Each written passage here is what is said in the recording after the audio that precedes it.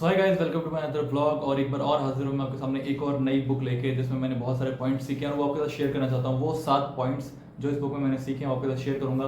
और माफ़ी चाहता हूँ इतने गैप के लिए। राइट, मैंने बहुत सारे बीच में दिनों में गैप रखा है क्योंकि हर बुक के ना ऑब्जर्व करना पड़ता है, उसमें से एक अच्छा कंटेंट ढूंढना पड़ता है और वो प्रेजेंट करने लायक बनाना पड़ता है। तो उसके लिए बहुत टाइम जाता है, ट्रस्ट मी। कोशिश करता हूँ रेगुलरली ब्लॉग करने की, बट अगर कहीं गैप हो जाता है तो डेफिनेटली मैं उसके लिए माफ़ी चाहता हूँ। सो स्टार्ट करते हैं आज की बुक बिना किसी रुकावट के। तो बुक का नाम था good to great by Jim Collins. Jim Collins ने बुक लिखी है, बुक का नाम है गुड टू ग्रेट। और इस बुक को मैं आपको एक स्टोरी की फॉर्म में समझाने वाला हूँ और बहुत ध्यान से सुनिएगा, बहुत मजा आएगा। बहुत ही इंटरेस्टिंग सी स्टोरी है। 7 पॉइंट बताऊंगा, समझिएगा। वो सातों के पॉइंट को मैं आपको ना हिंट दे के बताऊंगा, ये वाला पॉइंट की बात कर रहा हूँ।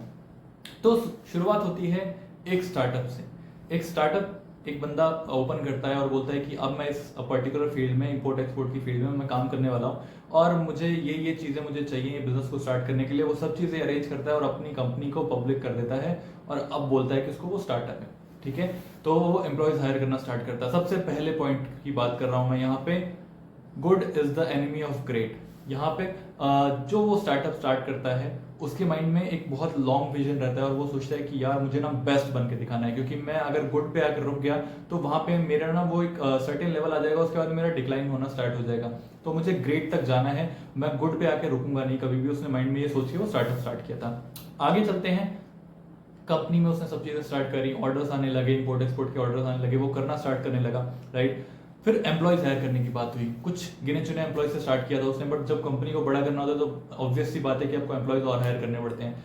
तो एम्प्लॉयज ज्यादा हायर करने के लिए उन्होंने ज्यादा इन्वेस्टमेंट करना स्टार्ट किया, इंटरव्यूज देना स्टार्ट किया, बहुत कुछ किया और अच्छे एम्प्लॉयज ढूंढने की कोशिश करी।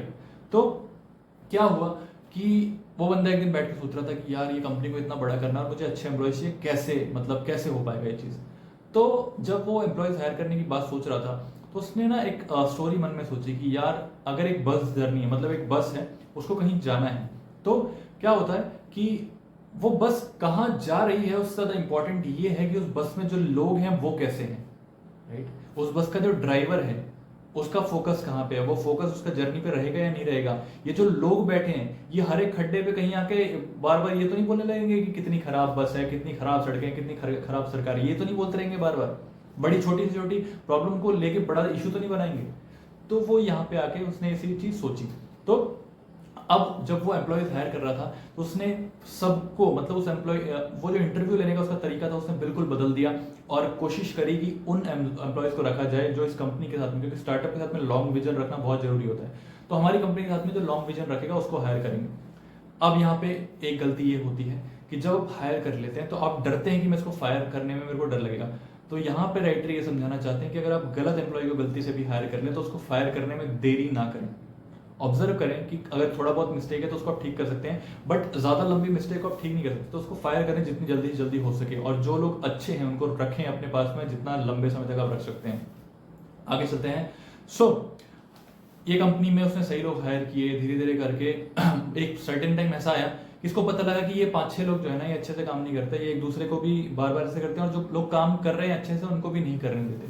तो उसने क्या किया, पहले उनको बैठा के समझाया कि भाई ऐसे ऐसे मत करो, ठीक हो जाओ, अगर नहीं ठीक होगे तो फिर आप मेरे को फायर करना पड़ेगा। 1 महीने वो लोग ठीक रहे, फिर दूसरे महीने वापस से वही हाल हुआ।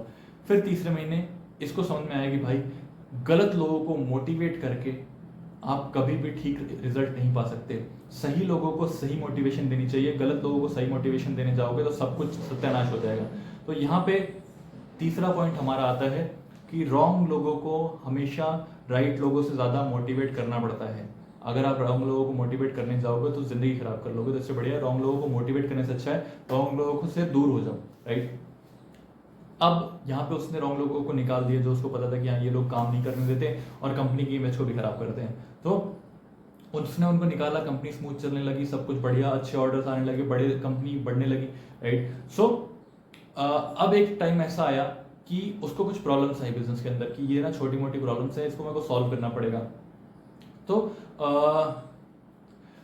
एक टाइम ऐसा आया कि ना जब ऑर्डर्स आने लगे तो कंपनी को ग्रोथ की जरूरत थी। मतलब एक होता है कि आप एम्प्लॉयज हायर करके कंपनी को बड़ा बनाएं और उसके बाद में फिर एक मतलब सर्टेन एरिया में आप करते हैं। अगर आप छोटे से ऑफिस से स्टार्ट किया था, फिर एक बड़ा ऑफिस लेते हैं, फिर एक बहुत बड़ी फर्म लेते हैं और वहां पे आप करना स्टार्ट करते हैं। तो उसके बाद में भी ऐसा ही हुआ।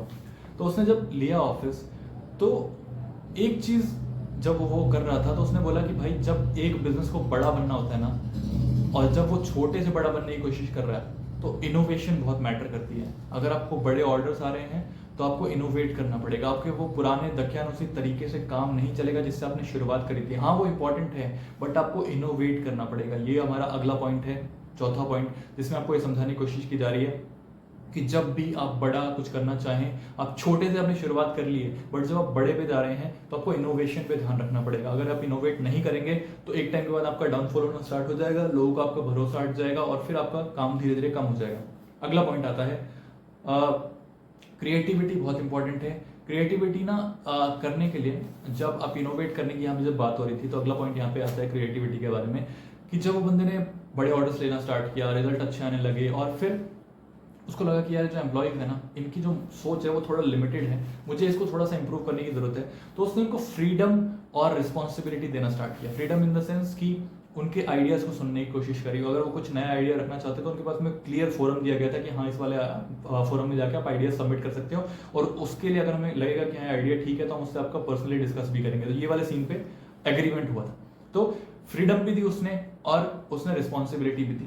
उसने फिर जब अच्छे आइडियाज आने लगे तो सर्टेन पीपल से जब बात करी तो वहां पे क्या हुआ कि पता लग गया कि हाँ ये 4-5 जो लोग हैं ना, इनमें लीडरशिप क्वालिटी है। तो जब लीडरशिप क्वालिटी वाले लोगों को उसने चुन लिया, चुन के जब उठाया उसमें से, तो उनको रिस्पॉन्सिबिलिटी दी। रिस्पॉन्सिबिलिटी ऐसी दी कि भाई ये वाला काम जो आपने बताया है, ये करने का तरीका आपने मुझे जो समझाया है, ये आप बहुत बढ़िया तरीके से करोगे, तो ये रिस्पॉन्सिबिलिटी आपके हाथ में है। इस इतना इतना परसेंट अगर आपका इसमें प्रॉफिट होगा तो मैं आपको इसका परसेंटेज ये वाला जो है आपको बोनस के रूप में दूंगा। ऐसे करके उसने इसको मोटिवेट किया, अच्छी रिस्पॉन्सिबिलिटी दी, अच्छे तरीके से फ्रीडम दी। अब रिजल्ट की बात आती है। जब ऐसे रिस्पॉन्सिबिलिटी मिलती है, आप एक अच्छे इंसान को रिस्पॉन्सिबिलिटी देते हो तो वो डिलीवर भी करता है। तो जब डिलीवर करने लगे तो कंपनी और ग्रो होना स्टार्ट हुई। और यहाँ पे हमारा जो पॉइंट आता है कि जब आपको आगे बढ़ना हो, जब आपको अपनी स्टार्टअप को आगे बढ़ाने की कोशिश करनी हो, तो आपको अपने एम्प्लॉयज को फ्रीडम और रिस्पॉन्सिबिलिटी दोनों देने के तरीके आने चाहिए। और एक चीज उसने और करी थी यहाँ पे कि भाई आप जब ये रिस्पॉन्सिबिलिटी आपको मैंने दी है, तो ये चेकलिस्ट पॉइंट्स हैं। आप जो काम करेंगे उसमें से जो चेकलिस्ट वाला पॉइंट है उसको टिक करते जाइएगा कि ये डेली जितने भी पॉइंट्स हैं इसमें से कौन सा आपका रह जाएगा वो मुझे पता रहना चाहिए, क्योंकि अकाउंटेबिलिटी भी तो कोई चीज़ होती है। तो वहाँ पे उसने अकाउंटेबिलिटी भी डाल दी। अब उसकी कंपनी धीरे धीरे करके ग्रो होने लगी, क्योंकि क्रिएटिविटी भी थी, रिस्पॉन्सिबिलिटी भी दी उसने, फ्रीडम भी दिया, एम्प्लॉयज बहुत बढ़िया थे, अच्छे तरीके से काम कर रहे थे, कंपनी ग्रो होने लगी। आगे आते हैं। अब एक सर्टेन पॉइंट ऐसा आया कि मार्केट में उसके कॉम्पिटिटर्स आ गए। अब क्या होता है ना कि जब आप कोई अच्छा बिजनेस स्टार्ट करते हैं, कोई भी आप काम करने जाते हैं, तो कॉपी करने वालों की कमी नहीं है हिंदुस्तान में। तो उस मार्केट में कॉम्पिटिटर आ गए सेम इम्पोर्ट एक्सपोर्ट के बिजनेस में। अब जब ये बैठ के बंदा सोच रहा था कि भाई अब कंपनी बड़ी हो रही है, अब कॉम्पिटिटर्स आ गए हैं, तो ये मार्केट खराब करेंगे, ठीक है। मार्केट खराब करने के टाइम पे जब उसने सोचा कि भाई एक स्पेशलिटी होती है हर एक इंसान की, हर एक कंपनी की एक स्पेशलिटी होती है। तो इनकी स्पेशलिटी क्या थी? इनकी स्पेशलिटी थी कि जो भी इनको ऑर्डर देता था बंदा, जो भी बिजनेस इनको ऑर्डर देता था, उसको 100% डिलीवर करते थे, उसको हर एक चीज़ का फॉलोअप देते थे, अपडेट देते थे, हर एक चीज़ का अकाउंटेबिलिटी रखते थे, आपको बता देते कि इतना ऑर्डर बन चुका है, ये क्वालिटी है मटेरियल की, और एक हर काम क्वालिटी करते थे, राइट। और ये था इनका बेस्ट जो था ना, स्पेशलिटी थी। तो ये स्पेशलिटी मार्केट में जल्दी नहीं मिलती, कॉपी कर लेते हैं लोग, बट स्पेशलिटी जो होती है ना आपकी, वो नहीं कॉपी कर पाते कभी भी, ये ध्यान रखिएगा। तो इसको ये समझ आया कि भाई ये वाला जो हमारा फोकस है ना, इसको हम प्रमोट करेंगे कि भाई अगर आपको ऑर्डर टाइम पे चाहिए हम करके देंगे, अगर आपको क्वालिटी प्रोडक्ट चाहिए तो हम आपको देंगे, अगर आपको क्वालिटी रिजल्ट चाहिए हम आपको देंगे, हर एक चीज़ की अकाउंटेबिलिटी हम लेंगे, राइट। अगर आप ये प्रमोट कर देंगे तो आपका बिजनेस बढ़ेगा। तो इसने ये चीज़ें प्रमोट करी मार्केट में, और मार्केट में जनरल लोग जो होते हैं ना, उनको पता लग जाती है ये बातें। तो यहाँ पे है फोकस ऑन द स्पेशलिटी, ये है छठा पॉइंट। 8वें पॉइंट के ऊपर आते हैं कि अब जब कंपनी बड़ी होने लगी, कंपनी एक बहुत अच्छे लेवल पे, मतलब 50 करोड़ से ऊपर का टर्नओवर हो गया उस कंपनी का। अब यहाँ पे एक स्टेज आई जहाँ पे वो बंदा बैठ के सोच रहा था कि यार अब ना एम्प्लॉयज थोड़े ज़्यादा हो गए, इसमें से कुछ कम कर दूंगा ना तो भी चल जाएगा काम, क्योंकि बिजनेस थोड़ा डाउन होता है, कई बार मंदी आती है, कुछ होता है। तो उसने सोचा कि बैठ के थोड़ा सा कम कर देते, बट उसने जब बैठ के इस चीज़ें सोची तो उसको समझ में आया कि सक्सेस और कोहेरेंस दोनों एक ही नाम है। कोहेरेंस का मतलब होता है कि एक पार्ट से दूसरा पार्ट जुड़ा होता है और सब मिलके उस गाड़ी को चला रहे होते हैं। कोहेरेंस का एग्जांपल है, राइट, कि एक पार्ट से दूसरा पार्ट जुड़ा है और जुड़े होने की वजह से वो काम हो पा रहा है।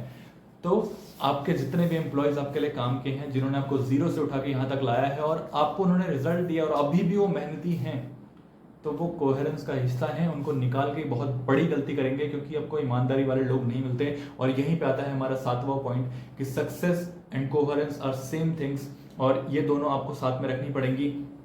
और सब चीजें एक दूसरे से इन्वॉल्व होती हैं। अगर आप लाइफ में कुछ भी सक्सेसफुल हासिल करना चाहते हैं तो सब चीजें एक दूसरे से रिलेटेड है। अगर आपने कहीं भी कोई भी पार्ट मिस कर दिया, अगर मान लीजिए कि कार है, उसके अंदर सब कुछ है बट ब्रेक नहीं है, क्या होगा उस गाड़ी का? अगर उस कार के अंदर सब कुछ है बट एक्सीलेटर ही नहीं है, गाड़ी भागेगी नहीं, क्या मतलब है उसका? अगर उस कार के अंदर सब कुछ है बट विंडशील्ड ही नहीं है, पूरे रास्ते धूल खाते हुए जाएंगे आप, क्या मतलब है उस गाड़ी का?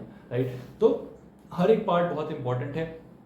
सो ये जो 7 पॉइंट्स मैंने आपको समझाने की कोशिश करी है, आई होप आपको समझ में आए होंगे।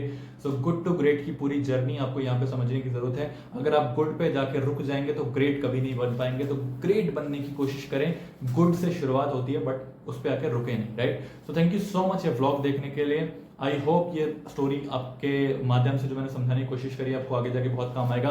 तो थैंक यू सो मच, मिलते हैं एक और व्लॉग में किसी और नई बुक के साथ में, कुछ और नए पॉइंट्स के साथ में। सो ऐसे ही हंसते रहिए, मुस्कुराते रहिए और देखते रहिए अजय यादव व्लॉग्स।